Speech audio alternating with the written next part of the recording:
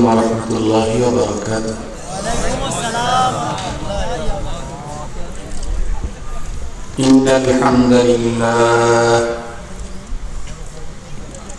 نحمده ونستعينه ونستغفره ونؤمن به ونتوكل عليه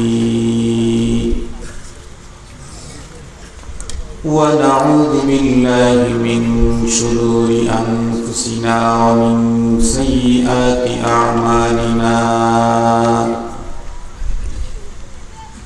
من يهده الله فلا مضل له ومن يضلله فلا هادي له.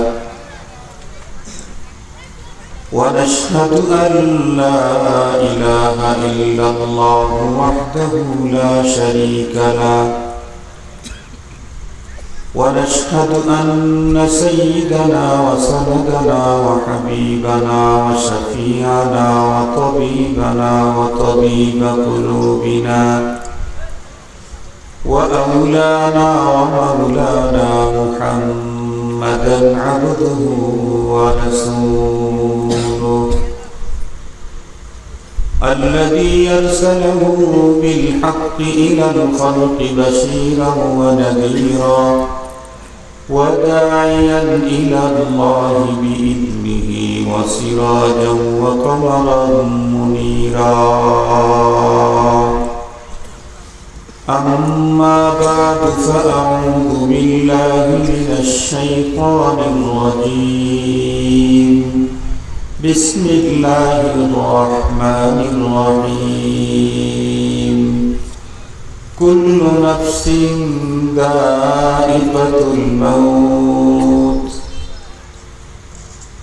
ثم إنكم توفون أجوركم يوم القيامة فمن زحزح عن النار وأدخل الجنة فقد فاز وما الحياة الدنيا إلا متاع الغرور. وقال نبينا وصفينا وحبيبنا صلى الله عليه وسلم: الكيس من دان نفسه وعمل بما بعد الموت. وقال صاحب القرآن صلى الله عليه وسلم: من صام رمضان ثم أتبعه ستا من شوال كان كصيام الدهر كله أو كما قال عليه الصلاة والسلام. صدق الله مولانا العظيم وصدق رسوله النبي الأمي الكريم ونحن على ذلك لمن الشاهدين والشاكرين والذاكرين والحمد لله رب العالمين. اللهم صل على سيدنا مولانا محمد وعلى آله وأصحابه وبارك وسلم. اللهم صل على محمد النبي الأمي وعلى آله وسلم تسليما. يا رب صل وسلم دائما أبدا على حبيبك خير الخلق كلهم. আজ 12 এপ্রিল 2024 ইংরেজি জুমাবার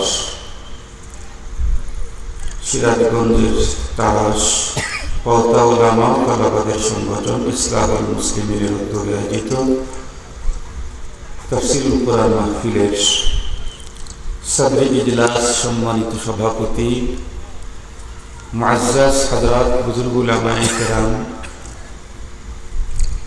বিভিন্ন দিনী মাদারিস থেকে আগত আজিজ তালাবা, বিভিন্ন অঞ্চল থেকে সমাগত সম্মানিত সুধী, সর্বপ্রথম মহান আল্লাহ পাকের দরবারে আলিশানে লাখো কোটি শুকর যে রব্বে করিম বড় দয়া করে মায়া করে ভালোবেসে আমাদের হায়াতকে দীর্ঘায়িত করে রমাদান মুবারকের সুদীর্ঘ একটি মাস সিয়াম সাধনার পরে শাওয়াল মুকাররমের ২য় তারিখ চলে গেছে। এখন ৩য় তারিখ, অর্থাৎ ঈদের পরের দিন দিবাগত রাত্রে দিনের নিসবতে কোরআন পাকের মুহাব্বতে জান্নাতি আয়োজনে রসুল ঘোষিত সাম্প্রতিককালের শ্রেষ্ঠ মানুষ উলামায়ে কেরামের মজলিসে আল্লাহ পাক আমাদেরকে শিরকত করার যে সুযোগ দিয়েছেন,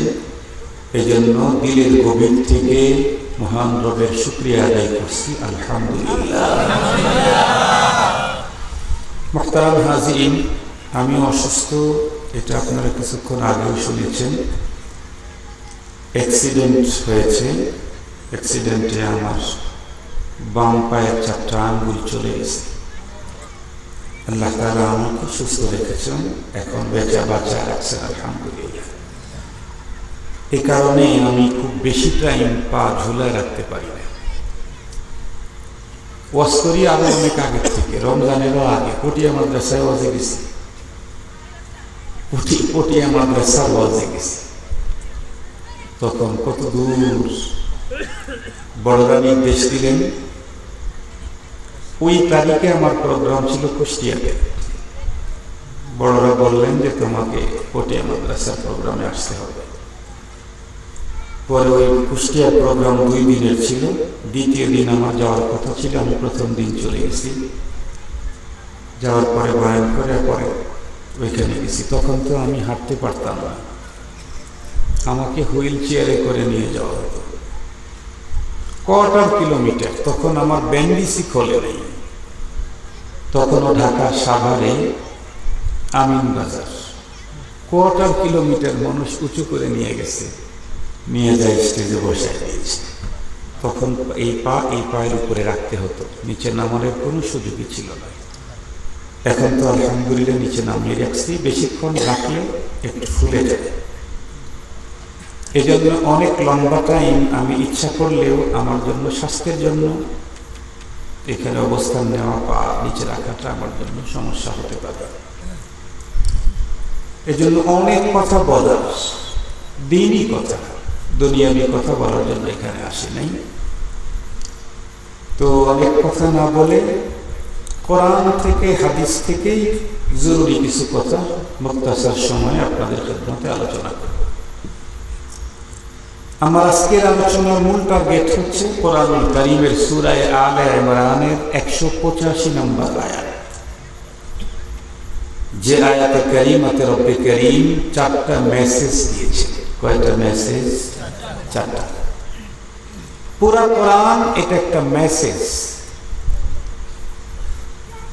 আল্লাহ পাকের পক্ষ থেকে পৃথিবীর মানুষের কাছে মহান মেসেজ হচ্ছে কোরআনে কারীম। আর এই মেসেজে আমাদের কাছে নিকট পর্যন্ত পৌঁছিয়ে দিয়েছেন আল্লাহ পাক তার প্রিয় হাবিব সাল্লাল্লাহু আলাইহি ওয়াসাল্লামের মাধ্যমে। উনি এখন পৃথিবীতে নেই, যাওয়ার আগে কিয়ামত পর্যন্ত তার প্রতিনিধিত্ব কারা করবে এই ঘোষণাটা রাসূল দিয়ে গেছেন। আমি চলে যাচ্ছি, কিয়ামত পর্যন্ত কোরআন বুঝতে চাইলে, দিন বুঝতে চাইলে, রসুলের যুগে যেমন রসুলকে বাইপাস করে, মাইনাস করে কেউ কোরআন বুঝতে পারে নাই। নবী পৃথিবীতে চলে গেছেন, প্রতিনিধি দিয়ে গেছে। রসুলের প্রতিনিধি বাদ দিয়ে অন্য কারো কাছ থেকে পৃথিবীর কোনো মানুষ কোনোদিন কোরআন হাদিসের সঠিক বুঝ পেতে পারে না। চ্যালেঞ্জ, চ্যালেঞ্জ, তামাম পৃথিবীকে চ্যালেঞ্জ, তামাম পৃথিবী।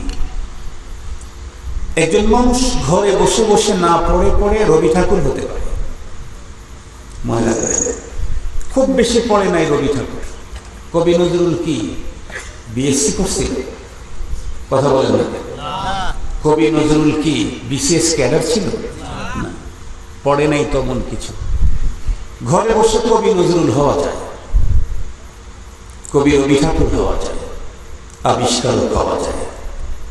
কিন্তু কোরআন হাদিস বুঝতে চাইলে নবী লাগে না হয় নবীর প্রতিনিধি লাগে।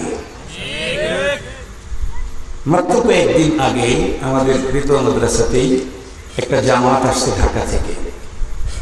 ওনারা আমাকে দাওয়াত দেওয়ার জন্য কয়েক বছর হয়ে চেষ্টা করতেছে, পারে না। আল্লাহ কি কাম, আমাদের মাদ্রাসাতেই এসে পড়ছে। খুব খুশি যে হুজুরের সাথে দেখা হবে। তো পরে আসছে 3 জন মুফতি সাহেব, ওনারা বড় বড় মাদ্রাসার মুহাদ্দিস, শেখুল হাদিস।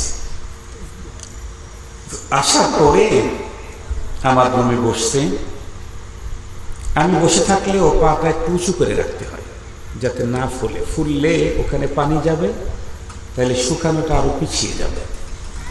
তার ওভাবে বসে আছে। ওনারা আসলেন, আসার পরে আমাকে বললেন যে হুজুর কিছু নসিহত করেন।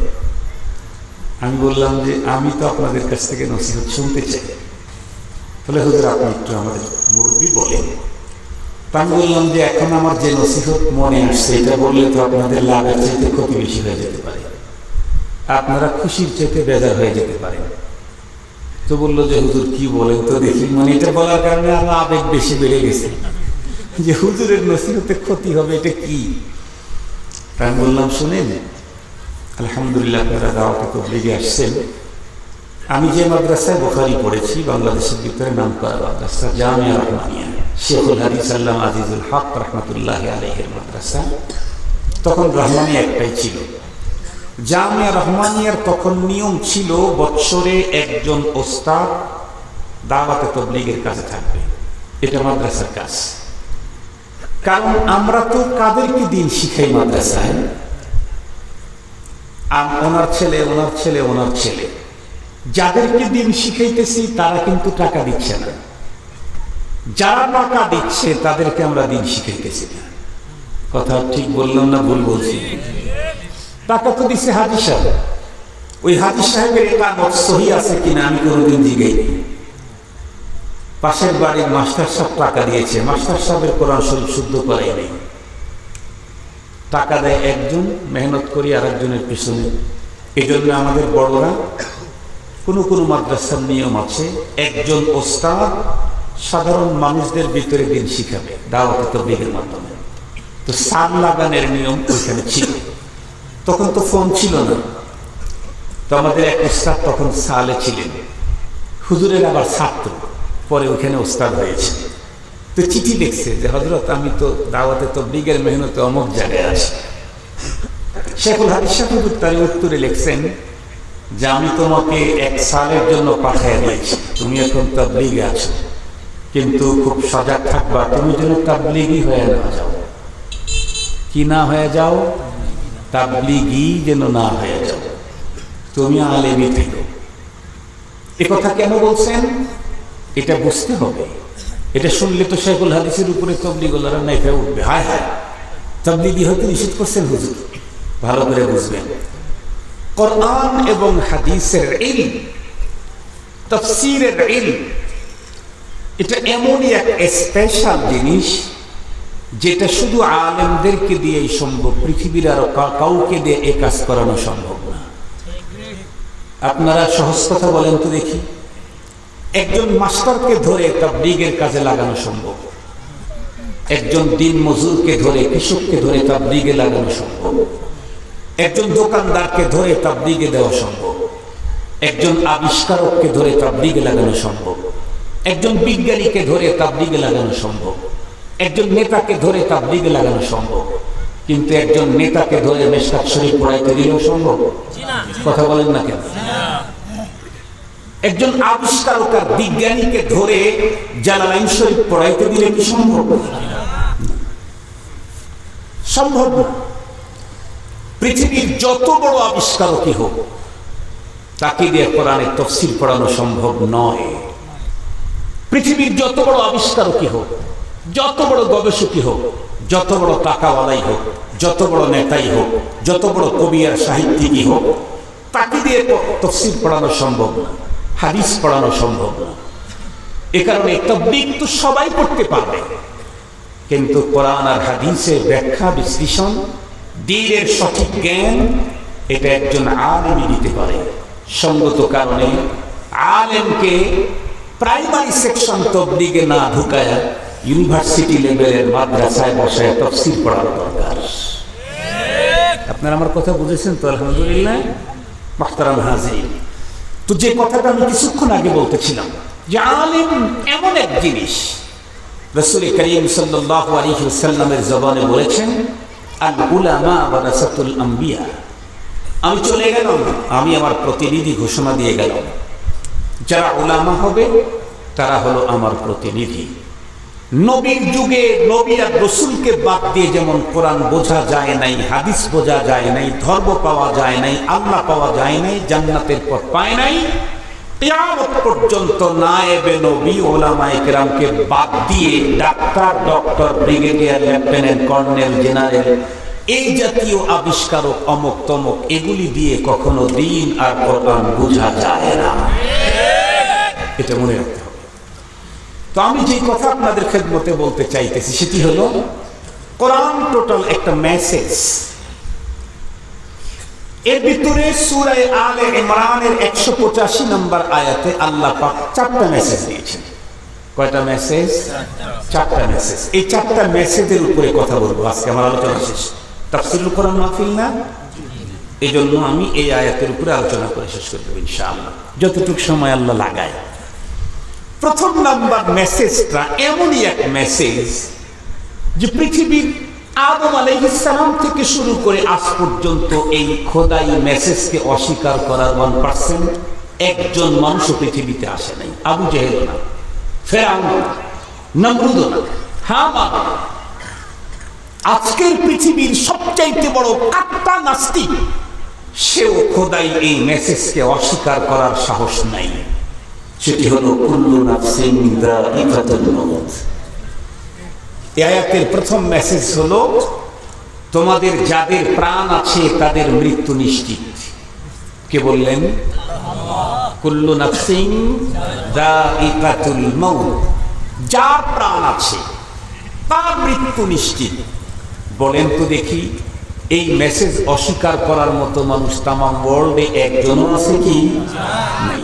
আস্তিক বলেন, নাস্তিক বলেন, হিন্দু বলেন, বৌদ্ধ বলেন, চারাল বলেন, মগ বলেন, যা বলেন, মৃত্যুকে অস্বীকার করার মতো মানুষ পৃথিবীতে একটাও নাই। যার প্রাণ আছে তার মরণ আছে। সে প্রাণী যত ছোটই হোক সেও মরবে, যত বড়ই হোক সেও মরবে। কোন কোন প্রাণী তো এত ছোট যে আমরা স্বাভাবিক চোখে দেখতেই পাই না, এত ছোট। আবার কোন কোন প্রাণীর কথা বলতেছি এত বড়, যার বিশালতা শুনলে আমাদের মাথা হেট হয়ে যাবে। আপনারা হয়তো জানেন, এই পৃথিবীকে আল্লাহ তাআলা 2 ভাগ করেছেন। এই পৃথিবী আলমে দুনিয়া, একটা হলো স্থল আর একটা জল। এই দুটি মিলে পৃথিবী না? আমি জিজ্ঞেস করতে চাই, স্থল ভাগ বেশি না জল ভাগ বেশি? জল ভাগ কত গুণে বেশি জানো? 3 গুণ। তাহলে 4 ভাগের 1/4%, 4 ভাগের 1 ভাগ, 1/4 হলো স্থল, আর 3/4 হলো 4-এর 3 ভাগ হলো জল। হযরত উলামায়ে কেরাম লিখেছেন, স্থল ভাগে আল্লাহ পাক যেই পরিমাণে সৃষ্টিকুলকে সৃষ্টি করেছেন, এর চাইতে বেশি সৃষ্টিকুল আছে হলো জল ভাগে। ওখানে জায়গায় তো 3 গুণ, এর চাইতে বেশি অনেক। একেবারে সহজে বোঝার জন্য, অল্প টাইমে কথা শেষ করার জন্য বলি, স্থল ভাগে হাতি আছে না? জল ভাগেও হাতি আছে। জলহস্তি কি? কথা বলে জলহস্তি কি? পানির হাতি। জলহস্তি পানির হাতি। স্থল ভাগে হাতি আছে, জল ভাগে হাতি আছে। স্থল ভাগে কুকুর আছে, জল ভাগে কুকুর আছে। স্থল ভাগে সাপ আছে, জল ভাগে সাপ আছে। অনেক জল ভাগে এত বিশাল প্রাণী আল্লাহ তাআলা তৈরি করেছেন, যার একটা প্রাণীর এক সন্ধ্যা খাবারের জন্য আপনাদের 5টা গ্রাম না, বালুহাসপুরা ইউনিয়নের লোক দিয়েও 1 ওয়াক্ত খাবার হবে না। 1 ওয়াক্ত খাবার হবে না। এত বড় প্রাণী আল্লাহ তাআলা কোথায় রাখছেন? জল ভাগে। আচ্ছা, ওটা বাদই দিলাম। আমাদের জান কবজ করে কে যেন? উনি তো প্রাণী না প্রাণহীন? কথা বলেন না কেন? প্রাণী, নূরের তৈরি একটা প্রাণী। তার বডিটা কত ছোট, তাম পৃথিবী, স্থল আর জল সবকিছু মিলে ওনার সামনে একটা প্লেটের মতো। আমাদের সামনে প্লেটটা যত বড়, আজরাইল আলাইহিস সালামের সামনে তামাম দুনিয়াটা তত বড়, প্লেটের মতো। তো ওনার সামনে প্লেটের মতো হলে তার বডি কত বড়, এটা আমাদের মস্তিষ্কে ধরবে না, অনুমান করতে পারবো না আমরা। এই আজরাইলকেও মরতে হবে কিনা? কথা বলেন। কুল্লু নাফসিন যায়িকাতুল মাউত, প্রাণ আছে, মরতেই হবে। কখন জানি না, মরতে হবে নিশ্চিত, সময় নির্ধারিত। লিকুল্লি উম্মাতিন আজাল ইযা জাআ আজালুহুম লা ইস্তাখিরুনা সাআতান ওয়া লা ইস্তাকদিমুন। मौत जिस दिन आ गई मुर्दा की हालत क्या हुई, रूह तन से उड़ गई मुर्दा की हालत क्या हुई। जब मलाकुल मौत आवेगे तुम्हारे सामने, फिर तुम्हें फुर्सत न मिलेगी लब हिलाने के लिए, फिर तुम्हें फुर्सत न मिलेगी लब हिलाने के लिए। कैसे कैसे ताजदारो पादशाह चल बसे, वो खजीना बाला खाना शान शौकत क्या हुई। कैसी कैसी खूबसूरत रानियां शहजादियां, तन बदन सब गल गया है, शक्ल सूरत क्या हुई। ऐ बिरादर जी जहानत रफ्तानास, ऐ बिरादर जी जहानत रफ्तानास, जानबा इज़राइल आखिर दादानास। बाप भाई माँ बुहिन फर्जंद जन और यारगार, आशिको ना माशूक नौकर बंदे खिदमत गुजार। काम आने का नहीं हर एक जुदा हो जाएगा, बल्कि एक एक उज़्व दुश्मन जम का हो जाएगा। हुस्न तेरा चंद रोज़ा आखिर फना हो जाएगा, जिस पे तेरा नाज है वो खाक में मिल जाएगा। একটু পিছনের দিকে তাকাই, একটু, অনেক দূরে তাকানো দরকার নাই। আপনাদের মনে পড়ে কি, আমরা যখন ছোট ছিলাম জুমাবারে মসজিদের ভিতরে সামনের কাতারে যা বসতাম, দাদা চাচারা হাত ধরে এই বারান্দায় যা, বারান্দায় যা। মনে পড়ে কি? বারান্দায় সরাই দিছে না আমাদেরকে। সামনের কাতারে বসতাম, দাদা চাচা বাবা বড় ভাই আমাদেরকে হাত ধরে ধরে পাঠায় দিত, এই যা যা বারান্দায় যা, বারান্দায় যা। এখন বারান্দায় বসলে সামনের কাতারে দিয়ে দেয়। কথা বলেন না ভাই? এখন যদি বারান্দায় বসি, আঙ্কেল একটু সামনে যান, হুজুর সামনে যান, ভাই সামনে যান, চেয়ারম্যান সাহেব সামনে যান। এখন পিছনের কাতারে বসলে আমাকে সামনে দেয়। তো সামনে যেতে যেতে এখন আমরা কোন কাতারে? একদম ইমামের পিছনের কাতারে। খুব ভালো করে ভাবতে হবে। আগাইতে আগাইতে ইমামের পিছনের কাতার পর্যন্ত চলে গেছি, তার মানে আর আগানের কোন কাতার নাই। এই কাতারের লোকগুলা কই? আমরা যখন পিছনে ছিলাম, প্রথম কাতারে যারা ছিল তারা কই? বাবুহাস বাজারে গেলে পাওয়া যাবে, তারাশে গেলে পাওয়া যাবে, সিরাজগঞ্জ ডিস্ট্রিক্টে গেলে পাওয়া যাবে, ঢাকা রাজধানীতে গেলে পাওয়া যাবে, আমেরিকায় গেলে পাওয়া যাবে, সারা দুনিয়া খুঁজলে পাওয়া যাবে। গেছে তো গেছে। আমি আগাইতে আগাইতে ওই কাতারে গেছি, যেই কাতারে যাওয়ার পরে আমি হারিয়ে যাব আর খুঁজে কেউ পাবে না। আমি তো ওই কাতারের মুসল্লি, এখন যেখান থেকে আমি হারিয়ে যাব সারা দুনিয়া আমাকে খুঁজবে তো আর পাবে না। মুহতারাম হাজিরিন, এখন এক ধাপ আগানের সুযোগ আছে, সেটা ইমামের সামনে তিন কাপড়ে পেছি। আরেকবার যে আগাবো জীবিত অবস্থায় না, 3টা কাফনের কাপড়ে পেঁচিয়ে ইমামের সামনে দিয়ে দিবে। তার মানে কবর আমার একদম কাছে। মৃত্যু হবেই, প্রতিদিন তো শুনি মৃত্যু হবে মৃত্যু হবে, কিন্তু ভাবি না তো কখনো যে শরীরটা কয়েকদিনের মধ্যেই মাটির ভিতরে গলে যাবে, একা একা কবরে রেখে আসবে, কেউ আমার সাথে থাকবে না, কেউ না, কেউ না। কোরআনে পাকের আল্লাহ তাআলা প্রথম নাম্বার মেসেজ দিলেন, প্রাণ আছে তোমার, মৃত্যু তোমার অবধারিত। তো মৃত্যু হলে কি হবে? রব্বে কারীম বলে, ওয়া ইন্নাকুম তুওয়াফাউনা উজুরাকুম ইয়াওমাল কিয়ামাহ। এই দুনিয়াতে আমরা যারা আছি, মরণের আগ পর্যন্ত প্রতিটি মানুষ কোনো না কোনো কাজ করি। পাগলেও কিছু কাজ করে, কথা বলেন, পাগলেও কিছু কাজ করে না? খাওয়া একটা কাজ না, পায়খানা করা একটা কাজ না, পেশাব করা একটা কাজ না, পথ চলা একটা কাজ না, চোখে দেখা একটা কাজ না, কানে শোনা একটা কাজ না। পৃথিবীতে কাজ করে না এমন কোনো মানুষ নাই, প্রত্যেকটি মানুষ কাজ করে। আল্লাহ পাক বলেন, তুমি যে কাজ করতেছো এই কাজের পুরা প্রতিদান পাবে হলো ওই দিন, মরণের পরে কিয়ামতের দিন। খুব ভালো করে বুঝবেন, তাম পৃথিবীতে আমরা যত কাজ করি তাম কাজগুলি দুই প্রকার।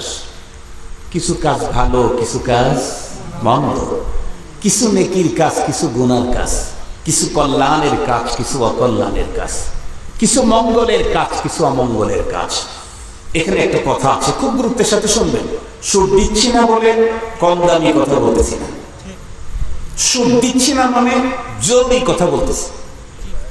মোহতারাম হাজরিন, ভালো কাজ কোনটা আর মন্দ কাজ কোনটা, এটা আমি মুফতি সাহেব বললে হবে না, চেয়ারম্যান সাহেব বললেও হবে না, এমপি মহোদয় বললেও হবে না, আমাদের দেশের প্রধানমন্ত্রী শেখ হাসিনা বললেও হবে না, বর্তমান পৃথিবীর সবচেয়ে বড় মোড়ল, কথা বলেন না কেন, আমেরিকার প্রেসিডেন্ট, সে বললেও হবে না।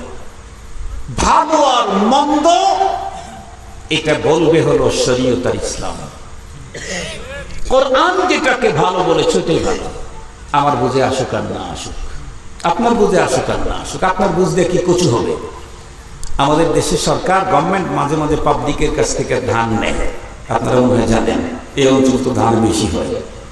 মাঝে মাঝে অতীতে শুনেছি, এখন নেই কিনা জানি না, একসময় পাবলিকের কাছ থেকেও ধান নিত, সরকার রেটটা একটু বেশি দেয়, এজন্য সবাই চায় চেয়ারম্যান মেম্বারের কাছে গিয়ে আমার একটু কয়েক টন ধান ঢুকাই দিন, আমার একটু কয়েক টন ধান ঢুকাই দেন। আমি শুনছি বিষয়টা, তাকিদ করি নাই, তবে এটা হইতেই হবে এমনটি না, এটা জাস্ট ফর একটা মেসাল। তো শুনছি যে যে ধানগুলা নেয়, নেওয়ার আগে তারা পরীক্ষা করে মেশিনে শুকনা কতটুকু। যেই মেশিনে পরীক্ষা করে, ও মেশিনটার সিস্টেম হলো, কেউ যদি মাটির খোলাতে শুকাইতে শুকাইতে শুকাইতে শুকাইতে চাউলের ভিতরের পানির কোনো কিচ্ছু না রাখে, এরপরেও মেশিন শো করে না। পক্ষান্তরে কেউ যদি পাকা খোলার উপরে শুকায়, ভিতরে পানি থাকলেও মেশিন শো করে। খুব ভালো করে বুঝবেন। তো একজন পাকা খোলাতে শুকায় নিয়ে গেছে, তারটা অর্ধেক শুকনা, মেশিন শো করবে, এটা চেয়ারম্যান সাহেব নিবে। আর একজন শুকাইতে শুকাইতে ভিতরে কোনো কিচ্ছু রাখে নাই, কিন্তু মাটির খোলাতে শুকাইছে, মেশিন শো করে না, চেয়ারম্যান নিবে কি? কথা বলেন না কেন? আপনি যদি বলেন আরে ওর চাইতে আমারটা বেশি শুকনা, বলে তোমারটা বেশি শুকনা, তোমার কথায় আমি নেব না, আমি নেব তো আমার মেশিনে নেবে দেব, পরপারে রদ দিবে। এই জন্য কোন মন্ত্রীর কাছে কোনটা ভালো এটা হবে না, মালিক বলবেন আমি দেব, আমি নেবে নেব, আমি দেব, আমি মেপে নেব। তোমার মানদণ্ডে কোনটা ভালো ওইটা দিয়ে তুমি দিও, আমার কাছ থেকে নিতে চাইলে আমার মানদণ্ডে ভালো হতে হবে। এই জন্য ক্লিয়ার কথা, নেতায় বলছে ভালো, মাতেব্বর বলছে ভালো, পীর বলছে ভালো, অমুক বলছে ভালো, অমুক বলছে ভালো, অমুক গবেষক বলেছে ভালো, নো, রব্বে কারীমের কাছে ভালো কোনটা কোরআনে কারীম স্পষ্ট বলে দিয়েছে। কোরআন যেটা ভালো বলবে সেটাই ভালো, কোরআন যেটা মন্দ বলবে সেটাই মন্দ। মনে থাকবে তো ইনশাআল্লাহ? ইসলাম যেটা ভালো বলেছে সেটাই ভালো, ইসলাম যেটা মন্দ বলেছে সেটাই মন্দ। এই ইসলামের মানদণ্ডে ভালো কাজ যারা করেছি আল্লাহ তাদেরকে দুনিয়াতে জাযা দিবেন। ইসলামের মানদণ্ডে মন্দ কাজ যারা করেছি তাদেরকে দুনিয়াতে সাজা দিবেন। এই পৃথিবীতে অনেক মানুষকে সাজা দেওয়া হয় মন্দ কাজের কারণে। কোরআন শরীফে আছে, আল্লাহ তাআলা বলেন ওয়ালানুযীকান্নাহুম মিনাল আযাবিল আদনা দুনাল আযাবিল আকবার, আমি অবশ্যই তাদেরকে পরপারের ভয়ঙ্কর শাস্তি ভোগান্তির আগে দুনিয়াতে হালকা শাস্তি দিয়ে থাকি পাপের কারণে। কেন? লাআল্লাহুম ইয়ারজিউন, যাতে করে এই শাস্তি পেয়ে ভয়ঙ্কর শাস্তির ভয়ে খুব দ্রুত অপকর্ম থেকে ফিরে আসে। রব বলেন, তাহলে বোঝা গেল দুনিয়াতে পাপ করলে এর প্রায়শ্চিত্ত কিছু আসে। মনে রাখবেন, একজন পাপী অনেক বেশি লজ্জিত হয়েছে, জুতার মালা পরানো হয়েছে। মনে রাখবেন, তারপরেও তার এই পাপের পুরা পাওনা শেষ হয় নাই। পুরা পাওনা শেষ। وَإِنَّكُمْ تُوَفَّوْنَ أُجُورَكُمْ يَوْمَ الْقِيَامَةِ, আর পুরোপুরি পাওনা তো কিয়ামতের দিন। একজন মানুষ নেকির কাজ করেছে, অনেক সম্মানী পেয়েছে, অনেক মর্যাদা পেয়েছে, ফুলের মালা পেয়েছে, আর পেয়েছে। রব বলেন এটা সিম্পলি, পুরোপুরি পাওনা তো আমি জান্নাতে দেব। সুবহানাল্লাহ বলবেন কি? নেকির পূর্ণ পাওনা আখিরাতে, অপরাধের পাওনাও শাস্তিও পরিপূর্ণ কোথায়? আখিরাতে। তাহলে আমাকে ভালো কাজ করতে হবে না মন্দ? একটু জোরে বলেন। ভালো কাজ। ভালো কোনটা ভালো? শরীয়তের মানদণ্ডে যেটা ভালো সেটা ভালো। এটা আমাদের কাছে জেনে নেবেন। এখন আল্লাহ তাআলা বলেন ফামান যুহজিহা আনিন নারি ওয়া উদখিলাল জান্নাতা ফাকাদ ফাজ। 3 নম্বরের মেসেজ। আল্লাহ তাআলা বলেন পরপারে তো ভালো মন্দ কাজের পাওনা পাবে। পরপারে যেই লোকটা জাহান্নাম থেকে মুক্তি পেয়ে জান্নাতে ঢুকে গেল, আল্লাহ বলেন এই হলো সফল কাম, এই হলো সার্থক ম্যান। সুবহানাল্লাহ বলেন। আমরা দুনিয়াতে সার্থক কারে মনে করি? মানুষ বুঝে ওঠার আগে হঠাৎ করে গাড়ি বাড়ি বিল্ডিং টাওয়ার অমুক তমুক মিল কারখানা গ্রুপ অফ ইন্ডাস্ট্রিজের মালিক হয়ে গেছে। দেখতে দেখতে ওই লোকটা সার্থক। কাকে সার্থক মনে করি? কেউ বুঝে ওঠার আগে হঠাৎ করে হাইব্রিড নেতা হয়ে গেছে। কোনোদিন রাজপথে দেখা যায় না, কিন্তু এখন বিশাল নেতা, সব দলই আছে। হাইব্রিড নেতা সব দলই আছে না? ত্যাগী নেতাদের কোনো খবরই নেই, হঠাৎ করে হাইব্রিড নেতা, অনেক বড় নেতা, সব দলই আছে। আমরা মনে করি যে এই হাইব্রিড নেতা সফল, আমরা মনে করি যে অনেক সম্পদের মালিক সফল। এক কথা বলতে চাই, একেবারে সহজ, আমি বলছি যে সবখানি সংক্ষেপ মেরে দেব। ওই যে অনেক সময় নানা বাড়ি যাইতে মূল রাস্তা দিয়া চড়ার ভিতর দিয়ে পাতাইলে রওনা করে, মনে আছে নাকি আপনাদের? সিরাজগঞ্জেরই তো। তারপরে আবার আসনও একটা আসন না, আপনাদের এমপি ডাক্তার সাহেব, আমাদের এমপিও ডাক্তার সাহেব, পাতাইলে রওনা করে। তো আমি আর ওয়াজ হলো আজকে পাতাইলে, এত লম্বা ঘোরাঘুরি করে বোঝানোর সময় নাই, পা ফুলে যেতে পারে। একেবারে পাতাইলে আওয়াজ কি খুব ভালো করে বুঝবেন। বর্তমান পৃথিবীর সবচাইতে বড় লোক ধনী হলো বিল গেটস, সবচাইতে ধনী বিল গেটস। এই বিল গেটসের মতো যদি কয়েক হাজার কোটি বিল গেটসকে এক জায়গায় করা হয়, তার সমস্ত সম্পদ দিয়ে যা অর্জন হয়েছে, আল্লাহ পাক জান্নাতীদেরকে যে জান্নাত দিবেন, সবচাইতে নিম্নমানের জান্নাতের বাইরের যে গেট থাকবে, একেবারে বাইরের ওয়ালের যে গেট, এই গেটের একটা পাল্লার সমান দাম হবে না। এক পাল্লার সমান দাম হবে না। পৃথিবীর সমস্ত গোল্ড, ডায়মন্ড, হীরা, মানিক, মুক্তা, জবরজত যা আছে সবগুলিকে এক জায়গায় করে যদি কেউ অনেক সুন্দর কিছু তৈরি করে, ভালো করে মনে রাখবেন, জীবনেও কোনোদিন আল্লাহ তৈরি করা জান্নাতের বাইরের গেটে যেই পাল্লা লাগানো আছে তার একটা সমান হতে পারে না। কেন?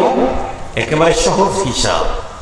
আপনারা বলেন তো দেখি, আমি এই রমজানের শেষে ঢাকাতে এতেকাফ করেছি। আমার মসজিদ যেখানে আমি জুমার নামাজ পড়াই ঢাকাতে দুই মসজিদে কেমনে পড়াই? হায় হায় হুজুর, দুই মসজিদে কেমনে পড়াই? একদিনে দুই মসজিদে পড়াই না। এক মসজিদে মাসে এক জুমা পড়াই, আর একটা মসজিদে মাসে 3 জুমা পড়াই। 3 জুমা যে পড়াই ওইটা হলো বনশ্রী রামপুরা। ওই মসজিদে মুসল্লি 8 থেকে 10,000, 8 থেকে 10,000 মুসল্লি। রাস্তা, বাস চলার যে রাস্তা আছে এক সাইড বন্ধ থাকে, রাস্তার ভিতরে মাইক দেওয়া আছে। মক্কা মদিনায় যারা গেছেন তারা দেখছেন রোডে রোডে কিন্তু হারামের মাইক দেওয়া আছে, দেখছেন না? হজে যারা গেছেন রোডের ভিতরে হারাম শরীফের মাইকের সংযোগ দেওয়া আছে না? আলহামদুলিল্লাহ, আমার মসজিদে সোসাইটির ভিতরে রাস্তাতে এবং স্টাফ কোয়ার্টার রোডের ভিতরে মাইক দেওয়া আছে। এত মুসল্লি হয় তো আল্লাহ শুকুর, ওইখানে আমি ইতিকাফে গেছি। তো ঢাকা শহরে তো সারা বাংলাদেশের সবচেয়ে ধনী মানুষগুলা কোথায় থাকে? ঢাকায় থাকে। তো ওইখানে একদিন নিয়ে আসছে হলো ইফতারির সময় পিৎজা। এখনকার আধুনিক মেয়েদের ছেলেদের কিন্তু সবচাইতে উন্নত চয়েস দুইটা, তার মধ্যে একটা পিৎজা। পিৎজা একটা খাবার, ওইটা মনে হয় তারাশেও পেতে পারে, না হয় সিরাজগঞ্জে পাবেন। একটা পিৎজা কত নিবে? 200-250 টাকা নিবে, 300 টাকা নিবে, বা 500 টাকায় নিবে। কিন্তু আমাদের জন্য যে পিৎজা নিয়ে আসছে বলতেছে হুজুর এটার দাম 6,000 টাকা। এই পিৎজাই, সিরাজগঞ্জের পিৎজার দাম যদি 500 টাকা হয়, ঢাকার পিৎজা যদি 6,000 হয়, শুধু একটু শহর চেঞ্জ হওয়ার কারণে, তাহলে বান্দার বানানো গেট আর আল্লাহর বানানো গেটের পার্থক্য কি পরিমাণ হবে? বুঝতে পারছি আপনাদেরকে? বান্দার বানানো গেট যত উন্নতই হোক, বানিয়েছে কারা? মানুষ। আর জান্নাতের গেট বানিয়েছেন কে? আর একটু জোরে বলবেন কি? আমার রাসূল আমাদেরকে জানায় দিয়েছেন। রাসূলুল্লাহ বলেন, ক্বালা রাসূলুল্লাহ সাল্লাল্লাহু আলাইহি ওয়াসাল্লাম, ক্বালা আল্লাহু তাআলা আ'আদতু লিইবাদিয়াস সালিহিন। আল্লাহ বলেন আমি আমার নেককার বান্দাদের জন্য রেডি করে রাখছি, তৈরি করে রাখছি। মা লা আইনুন রাআত ওয়ালা উযুনুন সামিআত ওয়ালা খাতারা আলা কলবি বাশার। কি রাখছেন? জীবনে পৃথিবীর কোন শিল্পীর কল্পনা, ধান্দা, স্বপ্নে কোনো দিন যেটা আসে নাই সেটা আমি তৈরি করে রাখছি। এ কারণে কেউ যদি বিল গেটসের চাইতেও বড় হয়, তারপরেও সে সফল নয়। মূল সফলতা হলো মরার পরে পরপারে যদি কোনো মানুষ জাহান্নাম থেকে মুক্তি পেয়ে জান্নাতে যায়, সে হলো সফল। ধরেন বিল গেটসের মতো টাকা হলো, বা আরো 1 কোটি বিল গেটসের সম পরিমাণে হলো, কিন্তু কতদিন? বিল গেটস কি 1000 বছর বাঁচবে? কথা বলেন, 1000 বছর বাঁচবে না, হয়তোবা 200 বছর বাঁচবে, জানা নেই আমাদের, তবে হয়তোবা বাঁচবে না।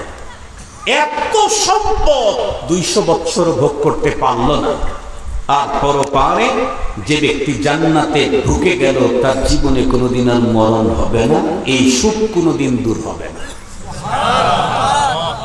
এ কারণে রব্বুল আলামিন বলেন, মান যুহজিহা আনিন নার ওয়া উদখিলাল জান্নাতা ফাকাদ ফাজ। যেই ব্যক্তি পরপারে জাহান্নাম থেকে মুক্তি পেয়ে জান্নাতে ঢুকলো, সেই হলো সফল কাম। 4 নম্বর মেসেজ আল্লাহ পাকের, খুব ভালো করে বুঝবেন, সেটা হলো ওয়ামাল হায়াতুদ দুনিয়া ইল্লা মাতাউল গুরুর। এখন প্রশ্ন আসতে পারে, হতে আমরা সব জান্নাতে যাব? জান্নাতে তো যাব, কিন্তু জান্নাতে যাইতে বাধার সৃষ্টি করবে আমাদেরকে। কোন জিনিস বাধার সৃষ্টি করবে? অনেক কয়েকটা জিনিস আমাদেরকে বাধার সৃষ্টি করবে। এটা আরেক হাদিসের মধ্যে বর্ণনা আছে, আরেক হাদিসের ভিতরে বর্ণনা আছে। তার ভিতরে একটা জিনিস হলো এই দুনিয়া। দুনিয়ায় আমাকে বাধা, অথচ এই দুনিয়াতে থেকেই আমাকে জান্নাত অর্জন করতে হবে। এই দুনিয়াতে থেকেই জান্নাত অর্জন করতে হবে। জান্নাত অর্জন করার আর কোনো ফিল্ড নাই, দুনিয়া থেকেই অর্জন করতে হবে। কিন্তু এই দুনিয়ায় আমাকে বাধা, দুনিয়ার সৌন্দর্য, পদ পদবি, চেয়ার পাওয়া, এই সবগুলি আমাকে এমন ভাবে আকর্ষণ করবে যে আমাকে ধান্দায় ফেলে দেবে। শুধুই দুনিয়া, টাকা টাকা টাকা, গাড়ি বাড়ি গাড়ি বাড়ি, চেয়ার পাওয়ার, ক্ষমতা চাই আমার ক্ষমতা, চলতেই থাকবে। রব্বুল আলামিন কি বলেন? ওয়ামাল হায়াতুদ দুনিয়া ইল্লা মাতাউল গুরুর। এই দুনিয়ার জীবন, তোমাদের যে হায়াত, এটা ধোঁকার বস্তু। কি বললেন আল্লাহ? ধোঁকার বস্তু, ধোঁকার সামগ্রী। কেমনে ধোঁকা, এটা বোঝাবার জন্য আপনাদেরকে একেবারে সিম্পল একটা মেশা। ওই যে বলছি না, পাতাইলে নানার বাড়ি যায়। এই ধান কেটে গেছে, খেরার কি নানার ক্ষেতের ভিতর দিয়ে, ক্ষেতের নানার ভিতর দিয়ে রওনা। আমরা যখন ছোট ছিলাম, একটু মনে করে দেখেন তো, একেবারে ছোট, তখন আমাদের চয়েস ছিল হলো খেলনা, পুতুল। আমার ছোটবেলার কথা মনে পড়ে খুব। আমার আব্বাজান রহমতুল্লাহ আলাইহি, আপনারা অনেকে চিনেন, অনেকে চিনেন না, বেতুয়া মাদ্রাসার প্রতিষ্ঠাতা ছিলেন কারি হাসান আলী খান রহমতুল্লাহ আলাইহি। মুস্তাজাবুদ দাওয়াত আল্লাহর ওলি ছিলেন, বহুত বড় বুজুর্গ ছিলেন। ওনার 8 ছেলে, আমরা 8 ভাই আলেম, আমরা 8 ভাই 8 ভাই আলেম। আব্বাজান রহমতুল্লাহ আলাইহি আমাদেরকে ছোটবেলাতে কখনো শার্ট প্যান্ট পরতে দেন নাই। আব্বাজান বলতেন, শার্ট প্যান্টে পোশাকের একটা প্রতিক্রিয়া আছে। আসলেই কিন্তু পোশাকের প্রতিক্রিয়া আছে। বিশ্বাস যদি না হয়, একদিন শুক্রবারের দিন একেবারে আবদি কাপড়ের জামা মাল লাগায় পরে মসজিদে যাইবেন, দেখবেন ভিতরে একটা ভাব এসে যাবে। পোশাকের ভাব আছে, পোশাকের প্রতিক্রিয়া আছে। দেখবেন শু পরবেন, টাইট ফিট শু, দামি, হাঁটবেন, দেখবেন একটা ভাব আসবে। সত্যি কথা বলতেছি। আমাদের এক বন্ধু আছে, এখন মনে হয় মানে এডিশনাল ডিআইজি টিআইজি হয়েছে, আগে এসপি ছিলেন। তো উনি বলতেন যে, আমি আমার অধীনস্থ যারা পুলিশ আছে তাদেরকে জিজ্ঞেস করছি যে আমার আচরণ কেমন, বলো তোমরা। উনি একদিন ওয়াজে বলতেছেন, তো পুলিশটা বলে যে স্যার, আপনি যখন পায়জামা পাঞ্জাবি পরেন, জুব্বা পরেন, তখন আপনার আচরণ ফেরেশতার মতো, কিন্তু যখন ড্রেস পরেন তখন একটু ভিন্ন রকম। যখন ড্রেস পরেন তখন ভিন্ন রকম। ড্রেসের একটা প্রভাব আছে, পোশাকের একটা প্রতিক্রিয়া আছে, এই জন্য এটা পড়তে দিতেন না। তো আগে মেলা হতো না, প্রচুর মেলা হতো, আমাদের এলাকায় মেলা হতো। জীবনে কোনোদিন মেলায় আমাদেরকে যেতে দেন না আব্বাজান। একবার নিয়ত করছি মেলায় যাবই, সবাই যায় প্রতি বছর। আব্বা বাইরে চলে গেছে, মেলায় যাব। মনে আছে, ডাব, আমাদের বাড়িতে ডাব গাছ আছে, ডাব নাকি খুব বিক্রি হয়, মেলার সময় খুব গরম থাকে, ডাবের বাজার নাকি খুব গরম থাকে। এই জন্য কিছু ডাব কিনে ভ্যানে বা মাথায় করে নিয়ে আসছি, মনে নাই, ছোটবেলার কথা তো। আসার সময় আবার কন্ট্যাক্ট করছি হলো আমাদের বড় ভাবিকে, ওনাকে আবার আব্বাজান খুব বেশি মহব্বত করতেন বলে, আর কাউকে বলি নাই, বলে আসছি। এসে কিনছি কি তা জানেন? এত কষ্ট করে, আল্লাহরে রোদ আর যে ধুলা, কিনছি হলো খুঁটি। আপনারা মনে আছে কিনা, এই 4টা খুঁটি একসঙ্গে ধরে রাখা যায়, এরকম সিস্টেম একসঙ্গে ছিল। ওইটা একটা কিনছি, এখনো আমার বাসায় আছে। আমার বাচ্চারাও এটা কালার করে রেখে দিছে, আমার বাবার ছোটবেলার স্মৃতি। তো ওইটা কিনে নিয়ে আসছি। এত কষ্ট করে গেছি, জীবনের ঝুঁকি নেয়া, মার খাওয়ার নিয়ত করেই গেছি, মার খাওয়ার হেরাম বান্ধেই গেছি যে বাবা মার দিবে, তারপরেও যাব। এটি গেছি এই কারণে, আব্বাজান আমার আম্মাকে বাড়ি থেকে বের করে দিয়েছিল। তাই বুঝেন আমাদের খবর কি, আমরা তো নাই। এরপরে খুঁটি কিনছি। ছোট যখন ছিলাম, আমরা প্রত্যেকে খুঁটির প্রতি, পুতুলের প্রতি, খেলনার প্রতি খুব আসক্তি ছিল। বাবা বলতো, এই খেলনা তো নষ্ট হবে, 5 টাকা দিয়ে এটা কিনে লাভ কি, চলো তোমার 25 টাকা দিয়ে সুন্দর খাবার কিনে দিই, যেটা খেলে তোমার ফায়দা হবে। কি বলছি? তেমন দিব না। ওই 5 টাকার খেলনাই আমার শান্তি, আমার 50 টাকার খাবারের দরকার নেই। কিছুদিন পরিবর্তন যখন হলো, একটু বুঝ যখন আসলো, এখন খুঁটি কিনে দিলে কি রাজি না? এখন কি ভালো খাবার দিতে হবে। তখন তো আর এত উন্নত খাবার ছিল না, এখন তো কত উন্নত। এক চকলেটের দাম কয়েক হাজার টাকা, এক চকলেটের দাম কয়েক হাজার টাকা। আর শত টাকা লাগে, 500 টাকা লাগে, 700 টাকা লাগে চিপস কিনে খেতে। একটা ক্যান চিপসের দাম 500, 700, 1000 টাকা চিপস। আমরা তো খাই 10 টাকা দামের দাম, বড় লোকেরা যেটা খায় এটা বলতেছি আর কি। মোহতারাম হাজরিন, একটু যখন বড় হয় তখন চিপস, মিল্কান্ডি, পিৎজা এগুলার প্রতি আসক্ত। আমাদের দেশের গরিব ধনী সবাই একটা খাবার খুব খায়, সেটা হলো কি জানি ওটা, ফুচকা। চেনেন নাকি আপনারা? গ্রামগঞ্জেও বিক্রি হয় এখন ফুচকা, গ্রামগঞ্জেও এখন ফুচকা বিক্রি হয়, সবাই চয়েস করে খায়। তখন যদি খেলনা দেন মেজাজ গরম, না তখন মনে করে খাইতে পারলেই খাব। আর একটু যখন বড় হয়েছে তখন কি সুন্দর জামা, সুন্দর প্যান্ট, সুন্দর জুতা, একেবারে জামার ভিতরে যদি কেউ একটু ময়লা লাগাইছে থাবড়ায় তার কান ফাটাই দিতেছে, একবার সাইজ নিয়ে যাবো, বাইরে যাবো। আর একটু বড় হওয়ার পরে R15, বোঝেন নাই? বুঝছেন তো আপনারা? R15 কি? 2 চাকা হুন্ডা। তারপরে লাগবে হলো এই আইফোন। এখন মনে করে যে হাতে যদি একটা আইফোন থাকে আর যদি নিচে একটা R15 থাকে, তাহলে আমি যখন যেখান দিয়ে যাব ওই এলাকার আমি রাজা। এই জন্য এটার জন্য বাবাকে বাধ্য করে, শুধু বাধ্য করে না, কোন কোন বাবাকে তো লোন করে সন্তানকে টাচ ফোন কিনে দিতে হয়, লোন করে। বাবা জমি কর রেখে সন্তানকে R15 কিনতে হয়। তখন এছাড়া ছেলে কিছু বোঝে না, সুইসাইড করবে, আলটিমেটাম দেয়, অমুক তারিখের ভিতরে আমাকে টাচ ফোন কিনে না দিলে সুইসাইড করবো, আত্মহত্যা করবো, এ কথা বলে। খুব ভালো করে বুঝবেন কেন। ও তখন মনে করেছিল যে একটা আইফোন, একটা দামি হুন্ডা, বাস, আমার আর কিছু লাগে না। কিন্তু এই ছেলেটাই যখন আরো একটু বড় হলো, বিয়ে শাদী যখন করলো, ঘরে যখন বাচ্চা চলে আসলো, স্ত্রী আছে, এখন বাচ্চা অসুস্থ, তখন ওর ফিকির চলে গেল, ধান্দা ভেঙে গেল। আইফোন দিয়ে তো কাজ হয় না, সন্তান অসুস্থ, হাসপাতালে নিতে পারতেছি না, চিকিৎসা করতে পারতেছি না, আইফোন দিয়ে কি হবে? R15 হুন্ডা দিয়ে কি করবো? স্ত্রী শাড়ি চেয়েছে, শাড়ি কিনে দিতে পারতেছি না। এখন ওর মাথার মধ্যে ঢুকলো আমার টাকা লাগবে, টাকা। এই জন্য যেই ছেলে তার বাবাকে বাধ্য করেছিল লোন করে মোটর সাইকেল কিনে দিতে, সেই ছেলে এখন চেঞ্জ হয়ে গেছে। সে একটা ছোট্ট দোকান দিছে, দোকান খুব ভালো কেন বেচা হয়। এখন কি বলে, সামনে ঈদ, আমার তো পুঁজি নেই, তাহলে হুন্ডাটা বিক্রি করে যদি একটু পুঁজি বাড়াই অনেক লাভ হবে। কিছুদিন পূর্বে যেই হুন্ডা কিনতে বাবাকে বাধ্য করে লোন করতে বাধ্য করেছে, আজকে ওই ছেলে সেই হুন্ডা বিক্রি করে ব্যবসায় উন্নত করার জন্য বিক্রি করে দিচ্ছে। তার মানে ওর চাহিদা এখন চেঞ্জ। এই যে ঢুকলো টাকার নেশা, এখন বাস টাকা চাই, আমার উন্নত বাড়ি আমার করতে হবে চাই, চেয়ার চাই, পাওয়ার চাই। এই চেয়ার পাওয়ার যে লোকটা বড় হয়ে গেছে, যার টাকার পুরাটা ঢুকে পড়ছে, ওকে যদি আপনি খেলনা কিনে দেন কি পরিমাণে খুশি হবে? কথা বলেন না কেন? ডাইন পা দিয়ে লাথি মারব না, বাম পা দিয়ে লাথি মারব। খেলনার টাইম আমার আছে না, অথচ এই খেলনার জন্য ছোটবেলায় এক দুপুর থেকে সন্ধ্যা পর্যন্ত কান্না করেছে। কথা বলেন না কেন? দুপুর থেকে সন্ধ্যা পর্যন্ত কান্না করেছে।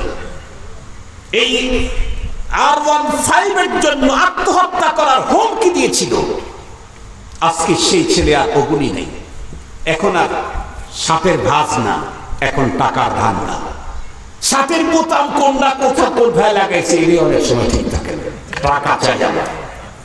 রাতের পরে রাত টাকার জন্য দাঁড়িয়ে আছে, চেয়ারের জন্য রাতের পরে রাত নিজে না নিজের স্ত্রীকে পর্যন্ত রাস্তায় নামায় দিয়েছে চেয়ারের জন্য, চেয়ার আমার চাই। কথা বলেন না কেন? এই যে ধান্দা আমাকে লাগলো, আমরা তখন চিন্তা করলাম এটাই ফাইনাল, এটাই শান্তি, এটাই সফলতা, এটাই সব। আল্লাহর কোরআনে বলেন এই ধান্দা কতদিন? আল্লাহ বলেন আল্লাহকুমুত তাকাসুর হাত্তা যুরতুমুল মাকাবির। এই ধান্দা যে আমাকে ধরে ফেললো, এক পর্যায়ে চলতে চলতে চলতে চলতে আমি গাড়ির নেশায়, বাড়ির নেশায়, মিল করার নেশায়, চেয়ারের নেশায়, পাওয়ারের নেশায়, পদের নেশায়, অমকের নেশায়, তমকের নেশায় চলতে চলতে খপ করে এক সময় আজরাইল ধরে ফেলছে। খুব ভালো করে বুঝবেন, খপ করে আজরাইল ধরে ফেলছে। আজরাইল যখন ধরছে, ধরার সাথে সাথে তখন দেখতেছে কই কত মানুষ না আমাকে ফুল দিত, তার আজকে কই। কত মানুষ নামার সামনে হাজার হাজার মোটরসাইকেল নিয়ে শোডাউন দিত, কয়টা নেই। আজরাইল যখন চিপ মারছে, চোখ বড় হয়ে গেছে, মুখ দিয়ে গোলটা ছাড়তেছে, মুখ দিয়ে গোলটা ছাড়তেছে, চোখ উল্টে গেছে, কাউকে চিনতেছে না, কি জানি দেখে, ভয় আর আতঙ্ক তাকে ধরে ফেলেছে। সে তখন ভাবতে থাকে, ছোটবেলার খেলনা যেমন ভুয়া, বড়বেলার চেয়ার আর পাওয়ারটাও তার চাইতে আর বড় ভুয়া। ছোটবেলার পিজ্জার আসক্তি যেমন ভুয়া, পৃথিবীর সম্পদ, পৃথিবীর টাকা পয়সা, মিল কারখানা, ইন্ডাস্ট্রিজ, গ্রুপ অফ ইন্ডাস্ট্রিজ, এটাও ভুয়া। কই আজরাইলের এই মুহূর্তে একজন মানুষ তো আমাকে সাহায্য করার জন্য কেউ আগায় আসে না, সাহায্য করার মতো সিস্টেম দুনিয়াতে আছে নাকি? তামাম দুনিয়ার সমস্ত নেতৃত্ব এক জায়গায় করে যদি দেয়, দুনিয়ার সমস্ত মানুষগুলা যদি, বন্ধুরা আমার, সমস্ত ফুলগুলা জমা করে ওই লোকের সামনে হাজির করে, বলুন তো দেখি 4 পয়সার কোনো ফায়দা হবে নাকি? না না। তবে যদি কখনো দেখা যায় কোন ব্যক্তির মৃত্যুর মুহূর্তে বড় কষ্ট হচ্ছে, এই মুহূর্তে যদি আল্লাহর কালাম তার কানের সামনে সূরাতুল ইয়াসিন তেলাওয়াত করে, কালামুল্লাহ ইজ্জতের খাতিরে আল্লাহ পাক রব্বুল আলামিন তার মৃত্যুর মুহূর্তের কষ্ট লাঘব করে দিয়ে দিবে। মুহতারাম হাজরিন, শুধু কি তাই?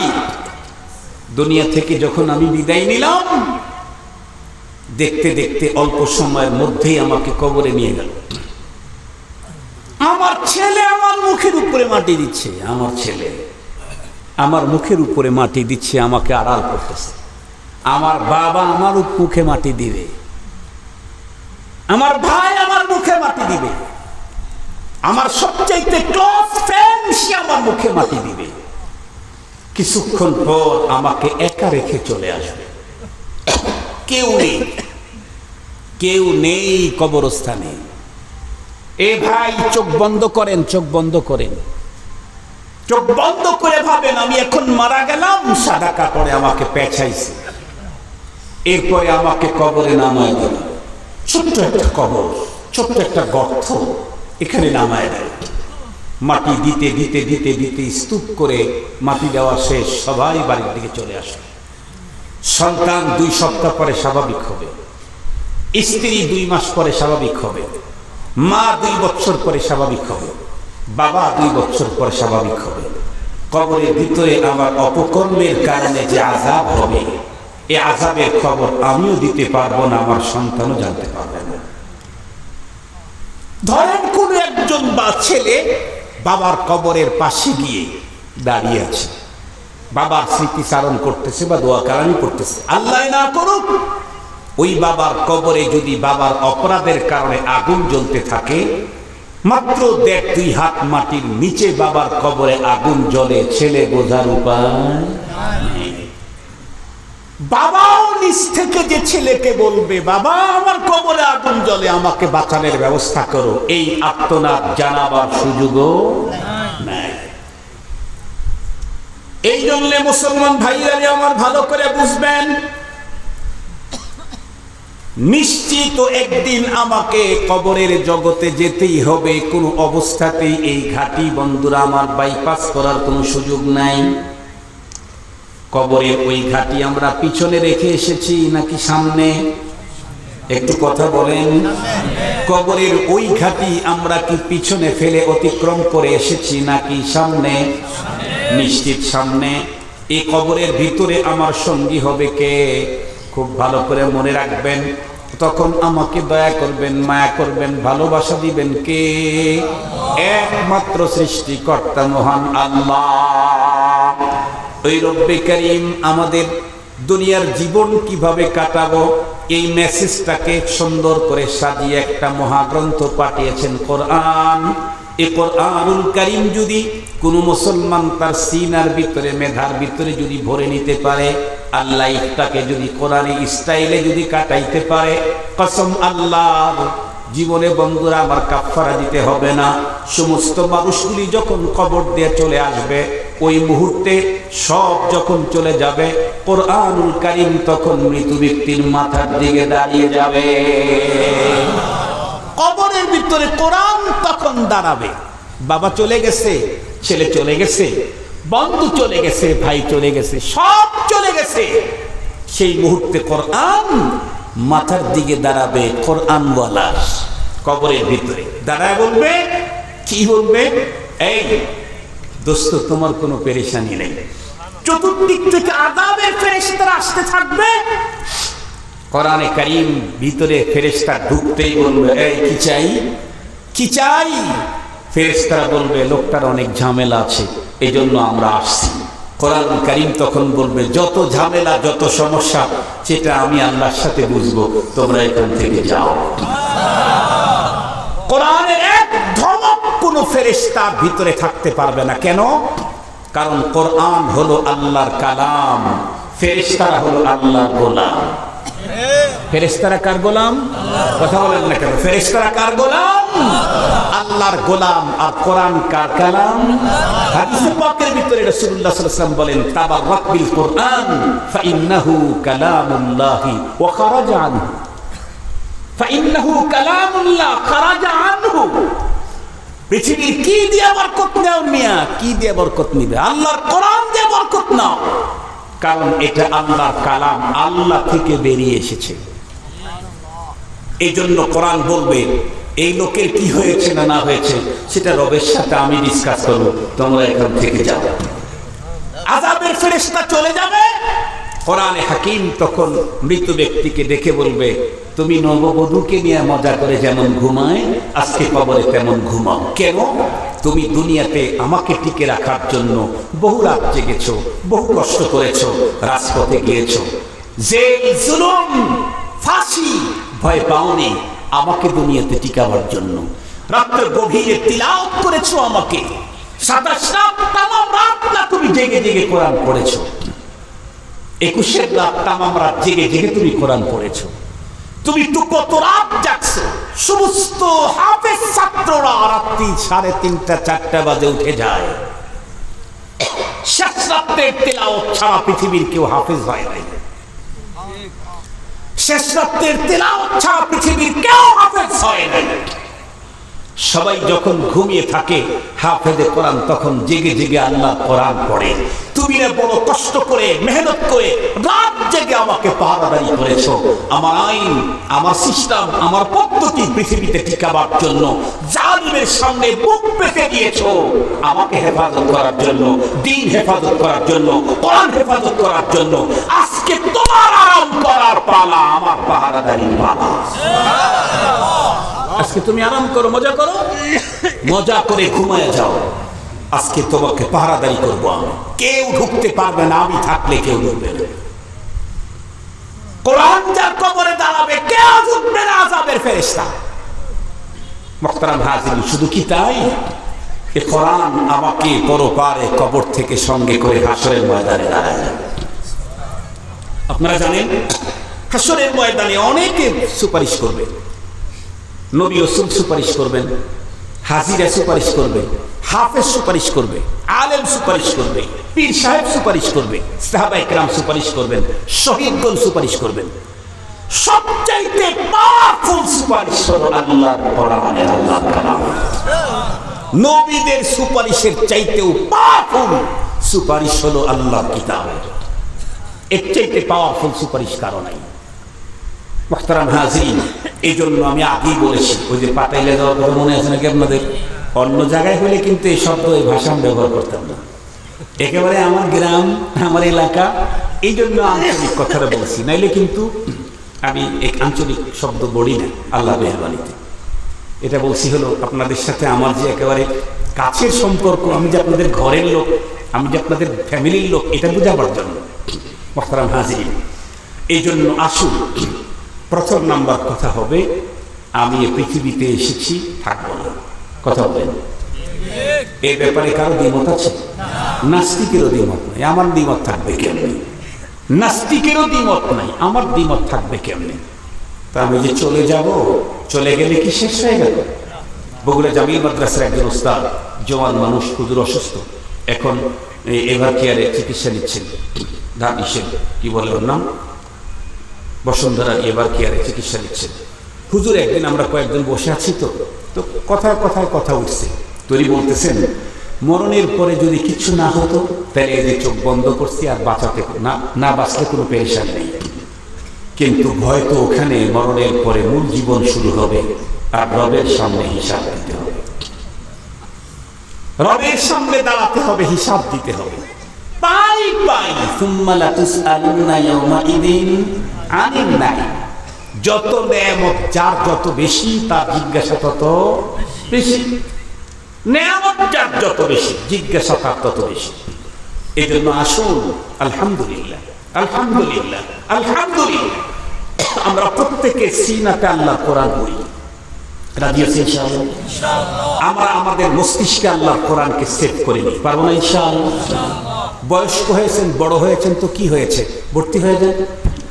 ঢাকা ভার্সিটির রিটায়ারমেন্ট প্রফেসর, বিভাগীয় প্রধান, তারা এখন বয়স্ক মাদ্রাসায় ভর্তি হয়ে আল্লাহ কোরআন পড়তেছে। ঢাকাতে 900 মাদ্রাসা, ডজন ডজন, এক মাদ্রাসায় 800 ছাত্র রাত্রিকালীন।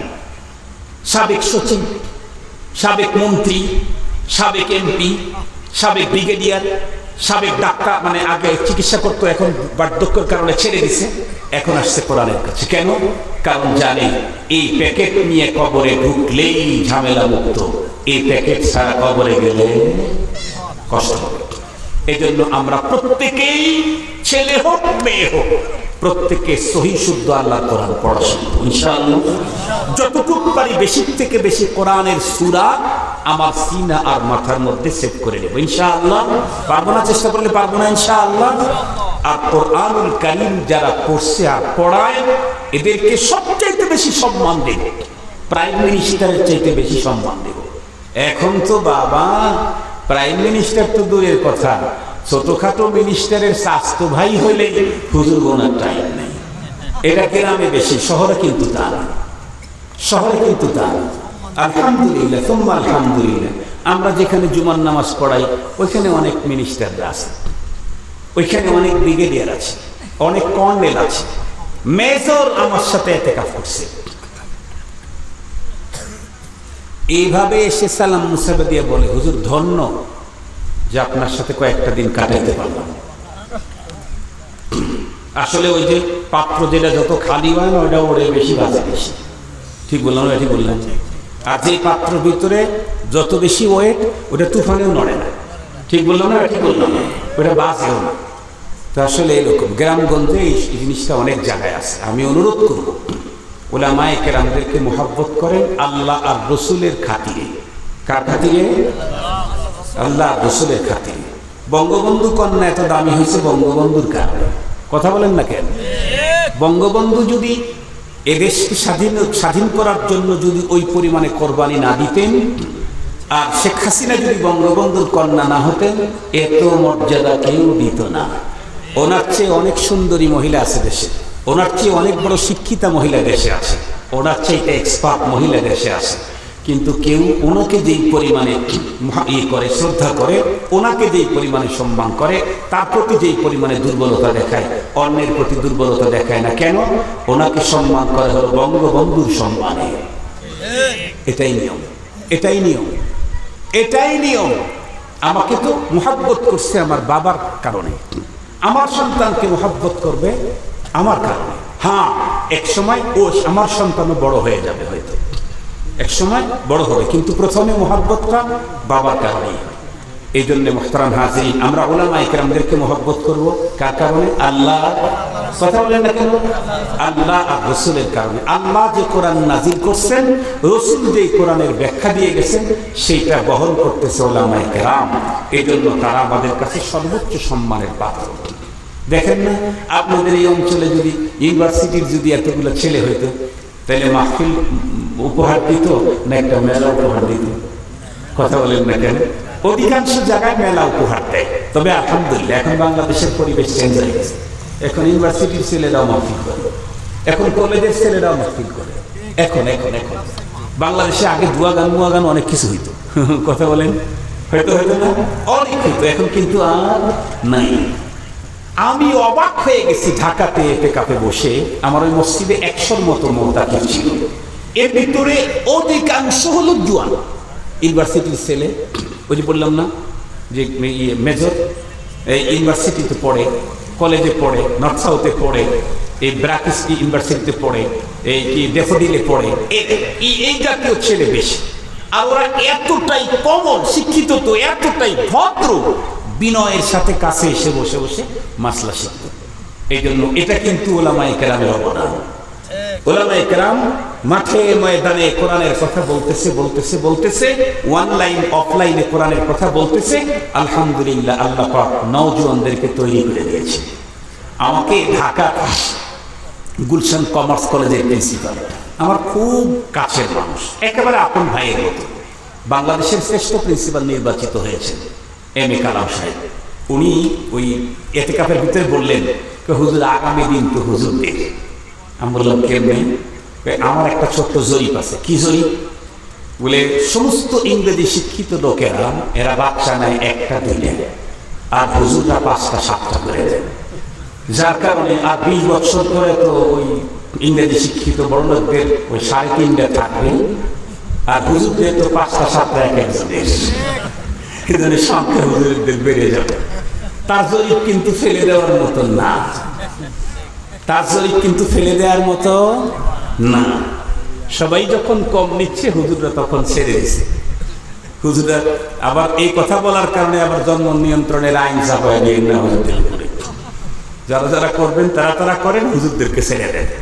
আল্লাহ তাআলা আমাদের সকলকে আলোচিত কথা বুঝায়ের উপর আমল করার তৌফিক দান করুন।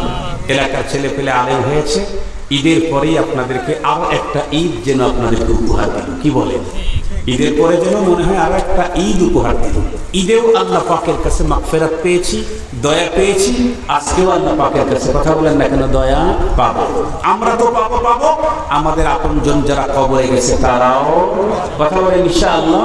আমরা মুনাজাতের আগে আপনজনদের জন্য তোহফা দেব, আমরা দোয়া পড়বো, দরুদ পড়বো, আমরা সূরা পড়বো, তাদের জন্য প্যাকেট পাঠাবো। আমরা বসেন, আমরা আমাদের আপনজন যারা কবরে গেছে তাদের জন্য প্যাকেট পাঠাবো।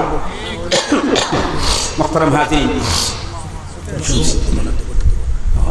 মাশাআল্লাহ।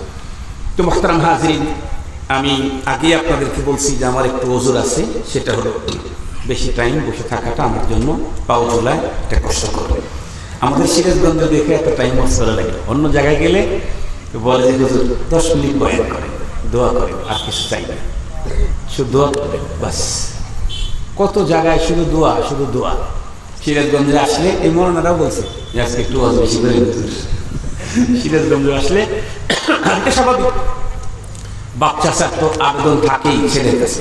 ঠিক বললাম না? ঠিক বললাম। অন্য লোক তো আর আবেদন করতে পারে না বাবার কাছে, বা ছেলের বাবা ছেলের কাছে আবেদন করতেই পারে। এজন্য এলাকার মানুষ আবেদন করতেই পারে। আপনারা আমার জন্য দোয়া করেন, আমি আপনাদের জন্য দোয়া করব। কোরআন শরীফে সূরা আলে ইমরানে আল্লাহ তাআলা কয়টা মেসেজ দিয়েছেন? 4টা। মনে থাকবে তো ইনশাআল্লাহ? ওই পরপারের জীবনে উন্নত করার জন্য হাদিসে পাকে রাসূল করিম সাল্লাল্লাহু আলাইহি ওয়াসাল্লাম বলেছেন যে কোনো ব্যক্তি যদি রমজানের রোজা রাখার পরে শাওয়ালের চাঁদে বিরতি দিয়ে অথবা বিরতিহীন 6টা রোজা রাখে, তাহলে সে যেন সারা বছর রোজা রাখলো, এমন নেকি তার আমলনামায় দেওয়া হবে। আপনারা মনে মনে ভাবতে পারেন, হুজুর এই 6টা রোজা দিয়ে সারা বছর রোজার নেকি হবে? বলে হ্যাঁ। বলে হিসাব বলেন তো দেখি। হিসাব একদম সোজা। কোরআন শরীফের মধ্যে আল্লাহ তাআলা বলেন, আমি নেক কাজের প্রতিদান বিআশরি আমসালিহা, 10 গুণ বাড়ায় দেব। কয় গুণ বাড়াই? তাহলে এবার রোজা রাখছি কয়টা দিন? 30টা। 30 10 কত হয়? 300। বাকি রইল কয়দিন সারা বছরের? 65 দিন। 65 দিনের মধ্যে 5 দিন রোজা রাখা নিষেধ, ওই দিন তো রোজা রাখা যাবে না। তাহলে আর বাকি থাকলো কয়দিন? 6 দিন, 7 দিন। বলেন তো দেখি, 6টা রোজা রাখলে 6 10 60, 36টা রোজা রাখলাম। সারা বছর যদি আমি একদিনও রোজা না রাখি, তারপরও সারা বছর রোজা রাখার নেকি আমার আমলনামায় জমা হয়ে যাবে। এখন তো বাংলাদেশ না, সারা দুনিয়াতে রোজা রাখার হিরিক লেগে যেতেছে। রোজা রাখার হিরিক সবাই রাখে। হুজুর দেশ চাইতে এখন আরো ইংরেজি শিক্ষিত লোকেরা বেশি রোজা রাখে। ডক্টর, ডাক্তার, প্রফেসর, ব্রিগেডিয়ার সব রোজা রাখে। কেন? ওই যে এখন মানুষ খায় ব্রয়লার, ও ম্যাক্সিমাম মানুষের শরীরও ব্রয়লার মাখায়, নানান রোগে আক্রান্ত। ডাক্তার বলতেছে এই রোগ থেকে মুক্তির সবচেয়ে সহজ এবং উন্নত প্রেসক্রিপশন হলো প্রতি মাসে রোজা রাখা। প্রতি মাসে রোজা রাখা। রাসূল করিম সাল্লাল্লাহু আলাইহি ওয়াসাল্লাম প্রতি মাসে আইয়ামে বিজ 13-14, কথা বলেন, চাঁদের মাসে 13-14-15 এই 3 দিন রোজা রাখতেন। সপ্তাহে 2 দিন রোজা রাখতেন, বৃহস্পতিবার, সোমবার। আপনি রোজা রেখে দেখেন অনেক ঝামেলা, কোমরে ব্যথা, অমুক জায়গায় ব্যথা, এই সমস্যা, আরে গ্যাস্ট্রিক, আলসার, অমুক তমুক, এই ব্যথা, ওই সমস্যা।